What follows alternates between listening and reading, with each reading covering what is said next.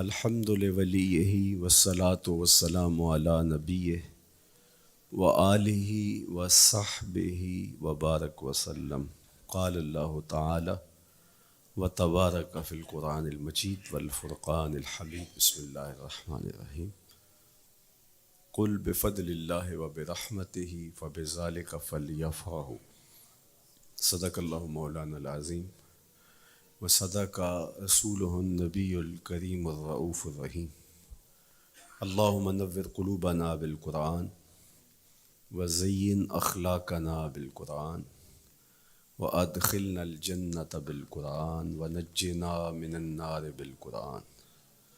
قال اللہ تعالی وتبارک فی شان حبیبہ مخبرا وآمرا ان اللہ وملائکتہ یصلون علی النبی یا ایہا الذین آمنوا صلوا علیہ وسلموا تسلیما۔ اللہم صلی علی سیدنا مولانا محمد معدن الجود والکرم صلاۃ و سلاما علیک یا سیدی یا رسول اللہ۔ حمد و تعریف و توصیف اللہ جل مجدہ الکریم کی ذات برکات کے لیے، رسول رحمت شفیع معظم نبی محتشم حضور ختمی المرتبت صلی اللہ علیہ وآلہ وسلم کے حضور ناز میں اپنی عقیدتوں، ارادتوں اور محبتوں کا خراج پیش کرنے کے بعد، واجب الاحترام ذوی الاحتشام معزز و مکرم سامعین، خواتین و حضرات، السلام علیکم ورحمۃ اللہ وبرکاتہ۔ کتاب رحمت قرآن مجید میں اللہ جل شانہ نے ارشاد فرمایا، اے محبوب ارشاد کر دیجئے، فرما دیجئے، قل بفضل اللہ و برحمتہ، جب اللہ کا فضل اور اس کی رحمت ہو، فبذالک فلیفرحوا، تو انہیں چاہیے کہ اس فضل و رحمت کے حصول پر، اللہ جل شانہ کی اس کرم نوازی پر فرحت کا اظہار کریں، خوشی اور شادمانی کا اظہار کریں۔ ہوا خیر مما یجمعون، اور وہ جب فرحت کا اظہار کرتے ہوئے، خوشی کا اظہار کرتے ہوئے خرچ کرتے ہیں، تو وہ خرچ کرنا اس مال سے بہتر ہے جو وہ جمع کرتے ہیں۔ تو خوشیوں کا حصول اللہ جل شانہ کا شکر واجب کرتا ہے۔ جب کوئی بھی خوشی ملے تو ہمارے اوپر ضروری ہوتا ہے کہ ہم اللہ کا شکر ادا کریں۔ شکریہ ادا کرنے سے نعمتیں اور زیادہ ملتی ہیں، اور شکریہ ادا نہ کرنے سے نعمتوں سے محروم کر دیا جاتا ہے۔ اور یہ انسانی فطرت ہے کہ جب اسے کوئی سرشاری ملتی ہے، جب اسے کوئی نعمت، رحمت یا راحت پہنچتی ہے، تو وہ اس پر خوش ہوتا ہے۔ قرآن مجید میں ایک مقام پہ فرمایا وَإِذَا أَذَقْنَا الْإِنسَانَ مِنَّا رَحْمَةً فَرِحَ بِهَا، جب انسان کو ہماری جانب سے کوئی رحمت ملتی ہے تو وہ اس پہ خوش ہو جاتا ہے۔ آپ ایک چھوٹے سے بچے کی گال سہلائیں، اس کو ٹافی دیں، اس کے سر پہ شفقت سے ہاتھ رکھیں تو اس کا چہرہ کھل کے گلاب ہو جاتا ہے۔ ٹھٹھرتے ہوئے ماحول میں کسی کو روک کے گرم چائے پلا دیں تو اس کی طبیعت میں سرشاری آ جائے گی اور وہ آپ کا شکر گزار رہے گا۔ تو یہ انسانی فطرت ہے، اس میں مسلمان ہونا بھی ضروری نہیں ہے کہ کسی بھی شخص کو آپ کوئی شے عطا کرتے ہیں، اسے کوئی خوشی دے دیتے ہیں، تو وہ اس سے بہت زیادہ سرشار ہوتا ہے۔ رحمتم منا، جو لفظ قرآن نے بیان کی ہے وہ ہے رحمتم منا، یعنی ہماری جانب سے اسے کوئی رحمت ملے۔ رحمتن نکرہ ہے یہاں، کوئی رحمت ملے، عام سی رحمت ملے، فرح بہا، تو اس رحمت کے ملنے پر وہ خوش ہو جاتا ہے۔ آپ کی اگر توجہ ہو تو رحمت ملنے پہ وہ خوش ہو جاتا ہے، اور اگر رحمت للعالمین مل جائیں تو پھر اس کی خوشی کا عالم کیا ہوگا، پھر اس کی مسرت کی کیفیت کیا ہو۔ یہ بات ذہن میں رکھیے کہ حضور کی آمد پر مسرت کا اظہار کرنا، خوشی کا اظہار کرنا، اس میں تو کوئی اختلاف نہیں ہے، امت کا کوئی بھی طبقہ اس کا انکار نہیں کرتا کہ یہ خوشی کی بات نہیں ہے، خوشی کی بات ہے۔ ہر دور میں اور ہر علاقے کے اپنے اظہار کے سلیقے ہوتے ہیں اور طریقے ہوتے ہیں، اگر وہ شریعت کے مزاج سے متصادم نہ ہوں تو ان کو اختیار کرنے میں کوئی حرج نہیں ہے۔ پھر مرور زمانہ کے ساتھ بدلتے ہوئے تقاضے ہوتے ہیں۔ کسی زمانے میں تلواروں کے ساتھ، تیروں کے ساتھ لڑائی ہوتی تھی اور وہ جہاد اسلامی قرار پاتا تھا۔ آج کی لڑائی میزائلوں کے ساتھ اور ٹینکوں کے ساتھ ہے، اور یہ بھی جہاد اسلامی قرار پاتا ہے۔ کوئی کہے کہ تیر و تفنگ کو چھوڑ کے، نیزہ و بالا کو چھوڑ کے، شمشیروں کو چھوڑ کے یہ میزائلوں پہ آ جانا، یہ ٹینکوں پہ اور یہ جدید آلات حرب پہ آ جانا، یہ دانش مندی نہیں ہے، یہ سنت سے انحراف ہے۔ تو میاں تو سنت کے مفہوم کو نہیں سمجھا۔ اس دور میں آلات حرب وہ تھے، بدلتے تقاضوں کے ساتھ آلات حرب یہ ہوئے، تو وہ بھی عین جہاد اسلامی تھا، یہ بھی عین جہاد اسلامی ہوگا۔ اسی طرح خوشی کے مختلف طریقے ہیں۔ کسی زمانے میں بالکل پرانے لوگ جانتے ہیں، جب کسی کے ہاں خوشی آتی تو وہ گڑ کی روڑیاں بانٹتا، یہ پرانا طریقہ۔ پھر اس کے بعد پتاشے بانٹنا شروع ہو گئے لوگ، پھر اس کے بعد وہ شکر پارے آ گئے، اس کے بعد پھر لڈو آ گئے، پھر موتی چور، اور پھر نہ جانے کیا کیا۔ لیکن روح ایک ہی ہے۔ جو گڑ بانٹنے سے مسرت کا اظہار تھا، وہی آج جدید جو ہمارے پاس مٹھائی کی اقسام ہیں، ان کو بانٹنے سے بھی وہی مقصود ہے۔ کسی زمانے میں کسی کہ ہاں بیٹا ہوتا تو وہ گھر کے دروازے پہ پتے باندھ دیا کرتے تھے۔ یہ اس دور کی جھنڈیاں تھیں، اظہار کے لیے کس گھر میں خوشی آئی ہے۔ تو آج کے دور میں تو ہمیں پتے باندھے ہوئے نہیں ملتے۔ آج گھروں کے اندر ولادت مبارک کے یا مختلف طرح کے غبارے لگا دیے جاتے ہیں یا جھنڈیاں لگا دی جاتی ہیں۔ تو مختلف بدلتے ہوئے ادوار میں وہ طریقے ضرور بدلے، لیکن جہاں تک مسرت کا اظہار ہے، وہ روح بعین ہی ہر دور میں، ہر علاقے میں، ہر جو ہے وہ کلچر میں موجود ہے۔ کسی بھی خوشی پہ مسرت کا اظہار، مسرت اور سرور اور کیفیت کا اظہار، یہ انسانی زندگی ہے۔ اسلام ہمیں مسرتوں کے اظہار اور شکرانے کی صورت کے بہت سارے طریقے دیے ہیں، اس میں سے روزہ رکھنا بھی ہے۔ ان طریقوں میں سے ایک طریقہ نوافل ادا کر کے شکر کا اظہار کرنا بھی ہے۔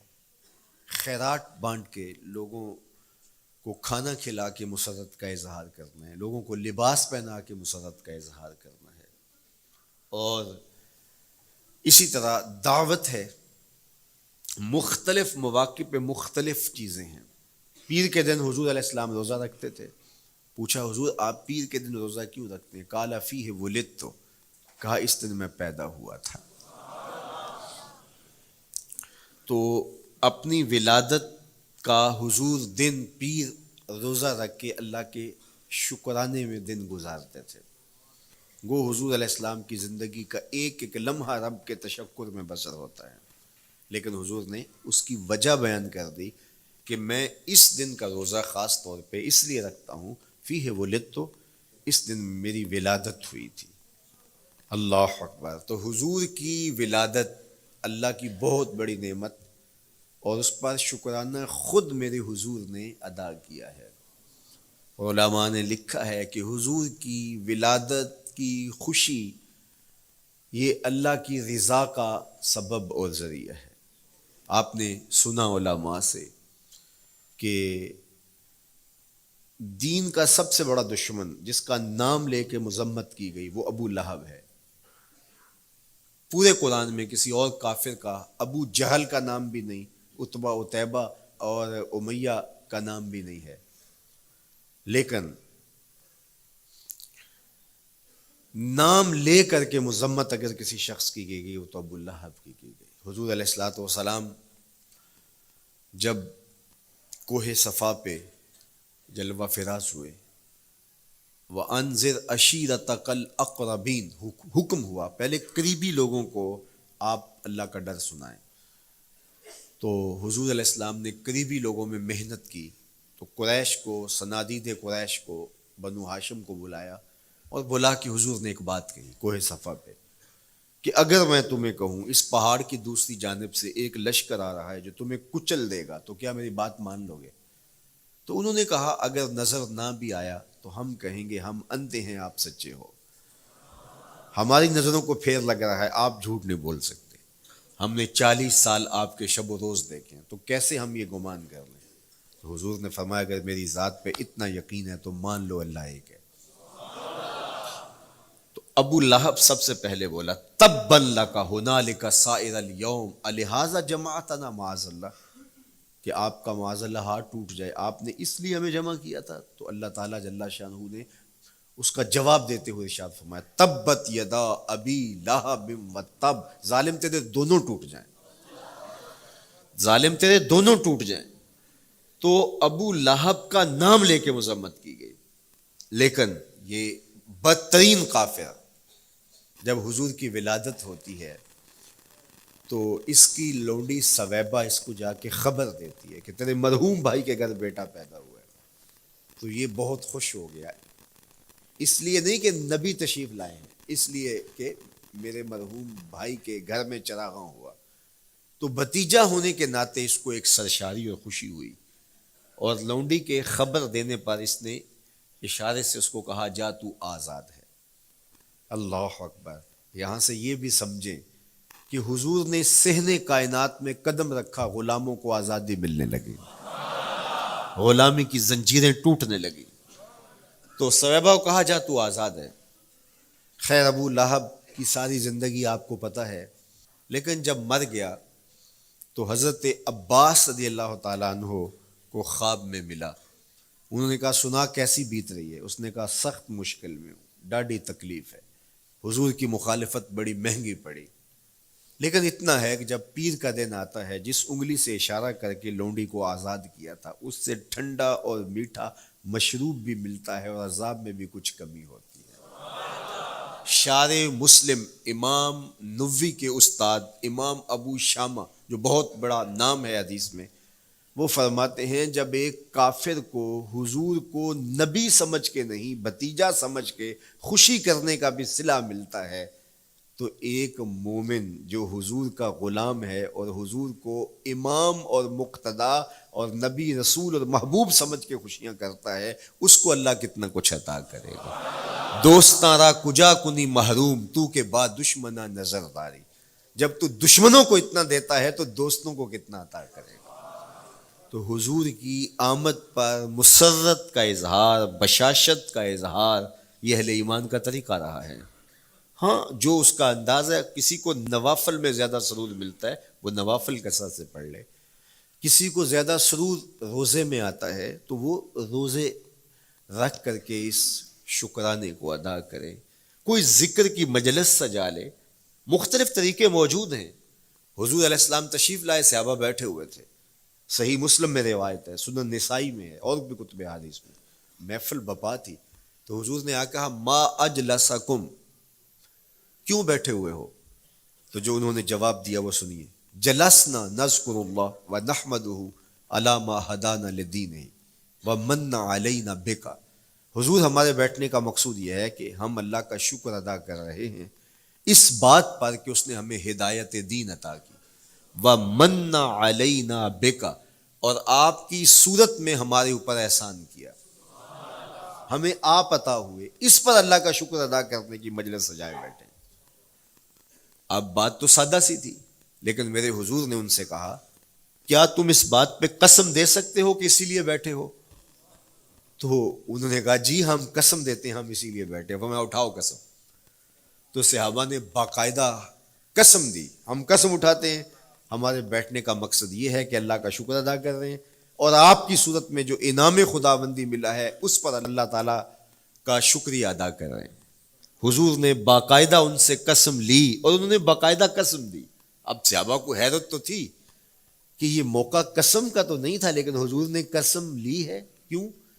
حیرت تو استجاب کی کیفیت تھی. حضور علیہ السلام نے فرمایا صحابہ میں تم سے جو ابھی قسم لی ہے یہ کسی تہمت کی بنیاد پر نہیں لی, یعنی تمہارے قول کی صداقت میں مجھے کوئی شک نہیں تھا کہ میں نے قسم سے تصدیق کی ہو, بلکہ اس کا سبب اور تھا. بعض اوقات قسم اس لیے کی جاتی ہے کہ کسی متردد ذہن کو مطمئن کرنا ہوتا ہے, اور بعض اوقات قسم واقعہ کی اہمیت کو بڑھانے کے لیے کی جاتی ہے.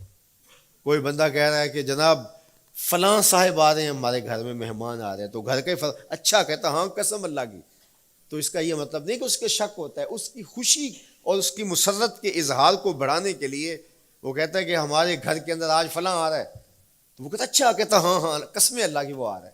تو یہ متردد کا شک دور کرنے کے لیے قسم نہیں ہے, یہ بلکہ اس کی خوشی اور سرشاری کو پختہ کرنے کے لیے ہے. تو عربوں میں قسم مختلف وجہ سے کی جاتی تھی. تو حضور نے فرمایا یہ جو میں نے تم سے قسم لی ہے یہ کسی تہمت کی بنیاد پہ نہیں لی, بلکہ اس قسم کا سبب کیا ہے سنو. پھر حضور نے خود بتایا, فرمایا تم یہاں بیٹھے تھے, میں حجرے میں بیٹھا تھا, اتانی جبریل علیہ السلام, میرے پاس جبریل امین حاضر خدمت ہوئے, فاخبرنی ان اللہ یباہی بکم الملائکہ, تو مجھے انہوں نے خبر دی ہے, محبوب ذرا باہر تو نکل کے دیکھو, صحابہ تمہارے اس عمل پر اللہ فرشتوں میں ناز کر رہا ہے, اللہ فرشتوں میں فخر کر رہا ہے کہ دیکھو میں نے ان کو نعمت دی, کتنے قدردان نکلے, اس نعمت کا شکرانہ ادا کر رہے ہیں. اور آج اگر ہم اپنے گھر میں بیٹھ کے, اپنی مسجد میں بیٹھ کے حضور کی صورت میں انعام خداوندی کا شکریہ ادا کرتے ہیں تو اللہ کی رحمتوں سے بعید نہیں کہ اللہ فرشتوں سے کہے دیکھو صدیاں بیت گئیں, یہ آج بھی شکرانہ ادا کر رہے ہیں, اور یہ بات میری اور آپ کی بخشش کی ضمانت قرار پائے. تو حضور کی صورت میں جو انعام ہوا, حضرت حسان بن ثابت اکثر کہا کرتے تھے منا علینا ربنا ام بعث فینا محمدا, ہمارے رب نے ہمارے اوپر احسان کر دیا ہے کہ محمد عربی عطا کر دیے.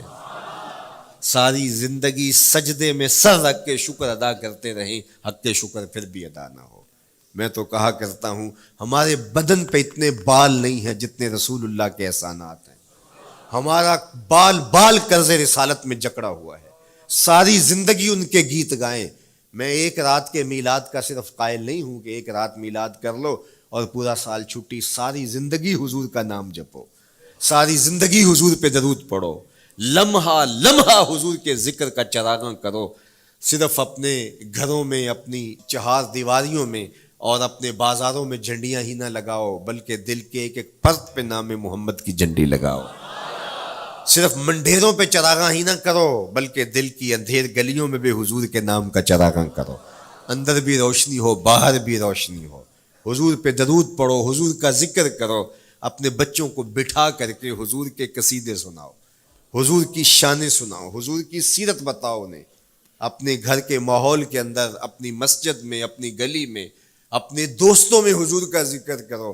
دوستوں آپس میں بیٹھو تو کہو یار اللہ کا کتنا کرم ہو گیا کہ اللہ نے ہمیں حضور عطا کر دیا. دوستوں میں بیٹھے جب یوں بات کرو گے تو اللہ کی رحمتیں کس قدر تمہارے اوپر برسیں گی.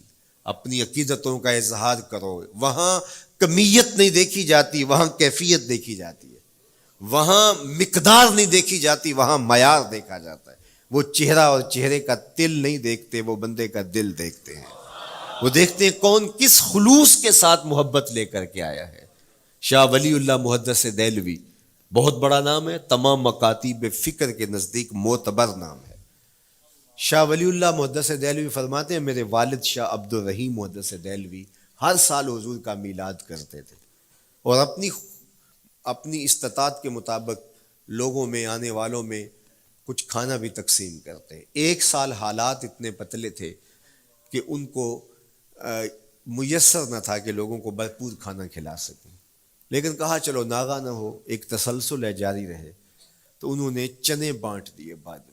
لیکن دل میں تشویش تھی کہ اس مرتبہ من کی منشا پوری نہیں ہوئی، تو اسی حالت میں سو گئے، سوئے تو مقدر جاگا، حضور کا دیدار نصیب ہوا، اور جس نے حضور کو خواب میں دیکھا اس نے حضور کو ہی دیکھا۔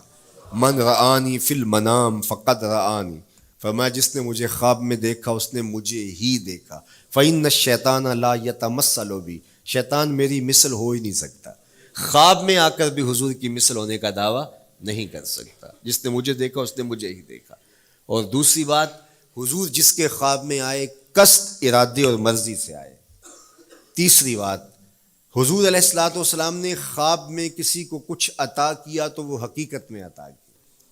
ویسے میں خواب میں کسی سے کچھ لیتا ہوں، آپ خواب میں کسی سے کچھ لیتے ہیں یا کسی کو کچھ دیتے ہیں تو وہ محض خواب ہوتا ہے۔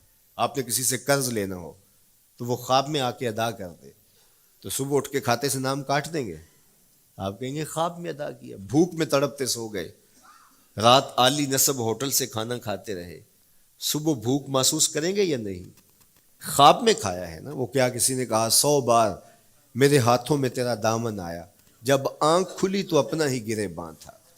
کچھ نہیں ہوتا، خواب محض خواب ہوتا ہے۔ لیکن اگر حضور کسی کو خواب میں کچھ عطا کریں، امام بوصیری سے پوچھو، رات چادر ملتی ہے، صبح اٹھتے ہیں کندھوں پہ موجود ہوتی ہے۔ حضور عطا کرتے ہیں تو حقیقت میں عطا کرتے ہیں۔ امام سخاوی نے القول البدیع میں لکھا ہے، ایک شخص حضور کے روضے پہ کھڑا ہے اور کیا کہتا ہے؟ آنا ضیفوں کا، میں آپ کا مہمان ہوں اور آپ کے ہوتے ہوئے کسی اور در پہ تو نہیں جانا۔ آقا جی میں تیرا ہو کے خیر منگاں در در دا، مریل کتا کیوں اخواواں ایڈے بختاں وردا، جب میں تیری چوکھٹ پہ ہوں تو کسی اور سے کیوں مانگوں؟ اور میرے امام بولے کون دیتا ہے دینے کو منہ چاہیے، دینے والا ہے سچا ہمارا۔ کوئی جھولی میں چند ٹکڑے ڈال بھی دے تو ساری زندگی جتلائے گا۔ اللہ اکبر۔ عارف عبد المتین نے تو قلم توڑ دیا نا، اور جتنے بھی سہارے ہیں سبک کرتے ہیں، عزت نفس بڑھاتا ہے سہارا تیرا، ہر آسرا کمزور کرتا ہے لیکن نبی کا آسرا سر بلند کرتا ہے۔ کسی چودھری کا، خان وڈیرے کا مانگت سر اٹھا کے چل سکتے کہ میں فلاں کا مانگت ہوتا ہوں اور جس کو خیرات مدینے کی گلی سے ملی ہو؟ اسی لیے میرے امام نے مشورہ دیا، ٹھوکریں کھاتے پھرو گے ان کے در پہ پڑ رہو، قافلہ تو اے رضا اول گیا آخر گیا۔ وہ کھڑا ہی حضور کے روضے پہ اور کیا کہتا ہے؟ آنا ضیفوں کا، میں آپ کا مہمان ہوں اور آپ کے ہوتے کسی اور در پہ جاؤں؟ اللہ اکبر۔ یہ کہتے کہتے آنکھ لگ گئی۔ حضور خواب میں تشریف لائے، دائیں ہاتھ میں روٹی تھی، عطا کرتے ہوئے میں خذ لے لے، کہتا میں نے خواب میں کھانا شروع کر دی، ابھی آدھی روٹی کھائی تھی، پوری روٹی نہیں کھائی تھی، آدھی روٹی کھائی تھی کہ میری آنکھ کھل گئی۔ جب آنکھ کھلی تو دوسرا آدھا ٹکڑا میرے ہاتھ میں موجود تھا۔ وہ دیتے ہیں تو حقیقت میں دیتے ہیں۔ تو شاہ ولی اللہ محدث دہلوی فرماتے ہیں کہ میرے والد شاہ عبد الرحیم محدث دہلوی نے خواب میں حضور کو دیکھا، اور چونکہ دن یہ عمل گزرا تھا اور کہ مہمانوں کو خاطر خواہ تواضع نہیں کر سکا تھا، تو حضور کے سامنے انواع اقسام کی چیزیں پڑی ہیں، ان میں میرے والے چنے بھی موجود ہیں اور ان کے ساتھ شفقت فرما رہے ہیں۔ تو یہاں معیار دیکھا جاتا ہے، مقدار نہیں دیکھی جاتی، یہاں کمیت نہیں دیکھی جاتی، کیفیت دیکھی جاتی ہے۔ یہاں چہرے اور چہرے کا تل نہیں دیکھا جاتا، یہاں آنے والے کا دل دیکھا جاتا ہے۔ یار چہرہ تو چمکدار تھا، اسی لیے ابو لہب کہتے ہیں نا شعلے کی طرح چمکتا ہوا، لیکن جہنم کا ایندھن بنا، اور کالے رنگ والا، ہونٹ موٹے ہیں، لیکن کعبے کی چھت میں کھڑا اذان دے رہا ہے۔ اذان ازل سے تیرے عشق کا ترانہ بنی، نماز تو اس کی دید کا ایک بہانہ بنی، ادائے دید سراپا نیاز تھی تیری، کسی کو دیکھتے رہنا نماز تھی تیری۔ تو عقیدتوں کے رنگ اور محبتوں کے رنگ حضور علیہ السلام کے ساتھ جب کوئی پیش کرتا ہے تو رائے گانی جاتی۔ یہ وفاداروں کا در ہے، یہاں بے وفائی کا تصور ہی نہیں ہے۔ وہ ہاتھ پکڑتے ہیں تو پھر چھوڑتے نہیں ہیں، اس لیے ان سے محبت کا ربط قائم کیجیے، اپنی اولادوں کو حضور کا پیار سکھائیے، اپنے گھروں میں میلاد کیجیے۔ لازم نہیں ہے کسی عالم دین کو بلاؤ، آپ اپنے گھروں میں حضور علیہ السلام پر درود پڑھیے گا، بچوں کو بٹھائیے گا اور حضور کی سیرت کا کوئی واقعہ ان کو سنائیے گا۔ صحابہ اپنے بچوں کو بٹھا کر کے حضور کی سیرت بتایا کرتے تھے، حضور کا نقشہ بتایا کرتے تھے، حضور کے شمائل ذکر کیا کرتے تھے، اور کوئی صحابی ملتا تو تابعین جمع ہو جایا کرتے تھے اور اسے پوچھتے تھے اچھا بتاؤ حضور کی صورت کیسی تھی، زلفیں کیسی تھی. یہی میلاد ہے نا. میلاد میں حضور کے فضائل کا ذکر ہوتا ہے، شمائل کا ذکر ہوتا ہے، خصائل کا ذکر ہوتا ہے. اور موسم حج کا ہے. ایک اونچے ٹیلے پہ حضرت سیدنا ابو طفیل چڑھ گئے. یہ آخری صحابی ہیں، اس کے بعد کوئی صحابی نہیں. آخر میں سب سے آخر میں فوت ہوئے 110 ہجری میں. حضور کے وصال کے 100 سال بعد تک زندہ رہے. اونچے ٹیلے پہ چڑھ گئے اور لوگوں کو کہا لوگوں آؤ، اس وقت روئے زمین پہ میرے علاوہ کوئی نہیں جس نے حضور کو دیکھا ہے. بس انہی آنکھوں نے حضور کو دیکھا ہے. کیا ناز ہے. میرے ایک استاد ہوتے تھے سر محمد علی حاشر، اللہ ان کی قبر پہ رحمت نازل کرے. تو وہ بڑے بڑے مشاہیر اہل سخن سے ملے تھے تو وہ بات کرتے تھے. میں مولانا ظفر علی خان کا مصاحب رہا ہوں. میں نے اقبال کو دیکھا ہے. داغ دہلوی نے اپنے شاگردوں سے کہا تھا آنے والی صدیاں تم پہ ناز کریں گی اے لوگو، تم نے داغ کو دیکھا، تم نے داغ سے باتیں کی ہیں.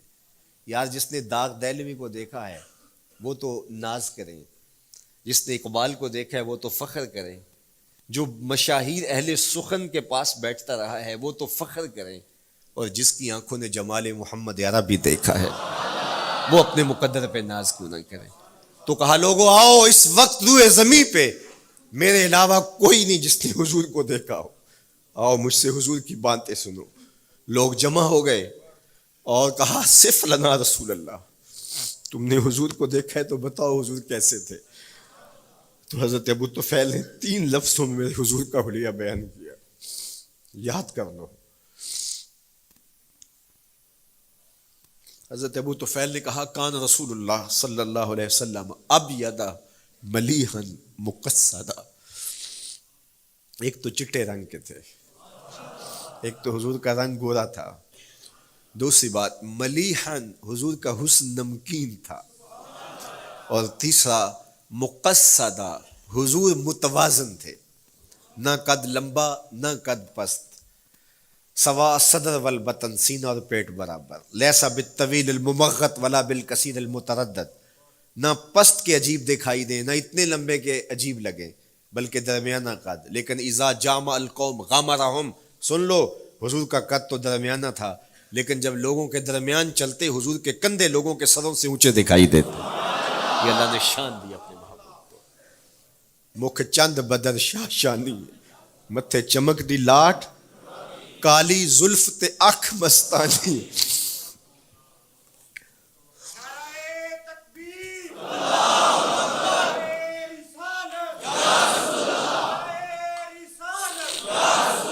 کالی زلف تے اکھ مستانی ہیں، مخمور رکھی ہن مد بھریاں.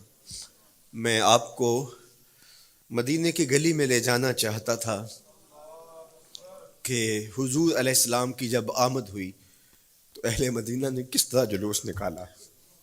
وہ عقیدتوں کے کیا رنگ تھے، لیکن وقت سمٹ گیا. لیکن اتنا سن لو کہ جب حضور تشریف لائے تو جنوبی سمت سے حضور آئے تھے. جب انہوں نے دیکھا نا تو اچانک وداع کے پہاڑوں کی اوٹ سے حضور دکھائی دیے. تو سیاہ پہاڑ ہیں تو ان سے جب حضور کا چمکتا ہوا چہرہ دکھا نا تو بے ساختہ انہوں نے کہا طلع البدر علینا، وہ دیکھو چاند چڑھ گیا ہے. طلع البدر علینا، وہ دیکھو چاند چڑھ گیا. یہ شاعری خود بخود ہوتی ہے، خود بخود ترتیب. ایک ہوتی ہے آورد، ایک ہوتی ہے آمد. یہ آمد ہے. طلع البدر، وہ دیکھو چاند چڑھ گیا. من ثنیات الوداع وجب الشکر علینا. مورخ اسلام حفیظ جالندری نقشہ کھینچتے ہیں جنوبی سمت سے اٹھا ایک نوری غبار آخر. جنوبی سمت سے اٹھا ایک نوری غبار آخر، سواد شہر میں داخل ہوا ناکا سوار آخر. زباں پر اشرق البدر علینا کی صدائیں تھیں، دلوں میں ما دعا للہ دائی کی دعائیں تھیں. نبوت کی سواری جس طرف سے ہو کے جاتی تھی، درود و نعت کے نغمات کی آواز آتی تھی.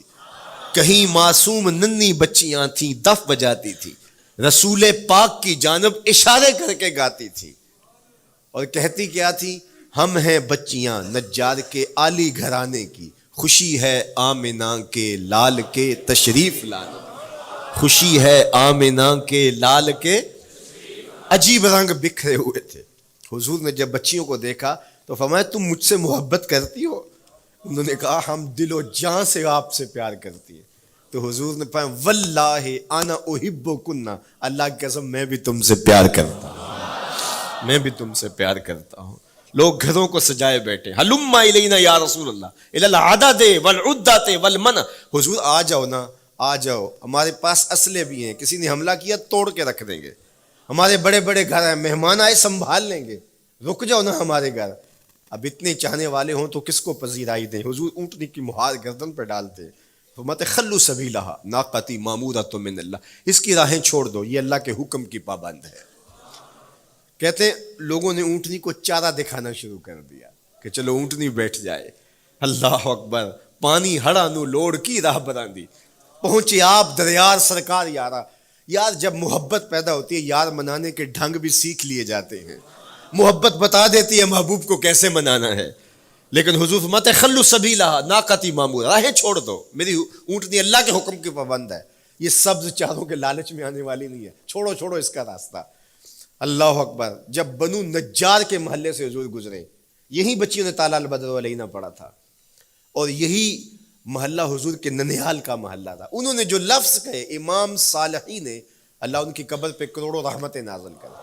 سبل الہدا والرشاد میں نے کئی مرتبہ یہ مقام پڑھا ہے، باب الہجرہ مسلم شریف باقی کتب حدیث میں بھی ہے، لیکن امام صالحی نے بہت ساری احادیث جمع کی ہیں، اور انہوں نے یہاں جو منظر بیان کیا ہے، انہوں نے جو لفظ کہے نا، جب حضور آئے بنو نجار کے محلے سے گزرنے لگے تو ذرا لفظوں کی چاشنی دیکھیے، ان لفظوں سے ٹپکتے شہد کو دیکھیے.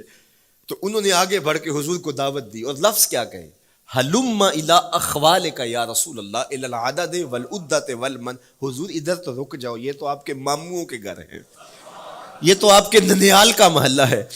لیکن حضور نے فرمایا کہ بس میری راہیں چھوڑ دو. پھر اونٹنی جا کے کہاں بیٹھی، نیویاں دا پرونا ہے میرا نبی، کوٹھیاں تے چڑھے ویخ دے رہ گئے. سہل اور سہیل دو یتیم بچے تھے، اور ان کی خالی جگہ پڑی تھی، جا کے اونٹنی وہاں بیٹھ گئی. اٹھایا گیا پھر بیٹھ گئی. قریب ترین مکان حضرت ابو ایوب انصاری کا تھا. دوڑے آئے، سامان اتارنے لگے، کہا حضور اونٹنی کو اب نہ اٹھاؤ، اب تو میرے وقت جاگ پڑے ہیں. پھر ان کی کیفیت کیا تھی، امروز شاہ شاہاں مہمان شدست مارا. امروز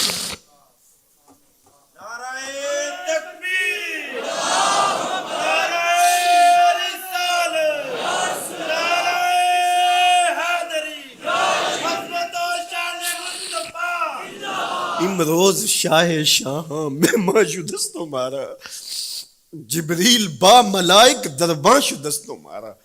وہ کہتے ہیں آج شاہوں کا شاہ میرے گھر کا پرونا بن گیا ہے. یہ ابو ایوب انصاری کے جذبات ہیں. آج شاہوں کا شاہ، آج خسرو حسینہ ماہ نازنینہ، آج امام الانبیاء میرے گھر کا پرونا بنا ہے. کہاں میں کہاں نکہتے گل، باد صبا تیری مہربانی. کبھی اونٹنی کے پاؤں چوم رہے ہیں، تیرے وقت کے تو میرے گھر تک لے آئی. تو کہا امروز شاہ شاہاں مہمان شدست مارا، آج شاہوں کا شاہ میرے گھر کا مہمان ہے. پھر آگے کیا کہتے ہیں، جبریل با ملائک درباں شدست مارا. لوگوں جبریل کو دیکھو، آج میرے گھر کا پیرا دے رکھا ہے، آج میرے گھر کا چوکی دار بنا ہوا ہے، کیونکہ میرے گھر میں حضور ٹھہرے ہوئے ہیں. تو کیا حضور کی آمد کا جلوس تھا یار. صحابہ نے جو حضور کے آمد کا جلوس نکالا، ہم تو وہ رنگ پیش نہیں کر سکتے، لیکن میں آپ کو کہوں گا درود پڑھتے ہوئے آج جلوس میں شامل ہوں، حضور کے ذکر سے سرشار ہو کے جلوس میں شامل ہوں، اور پورے نظم کے ساتھ.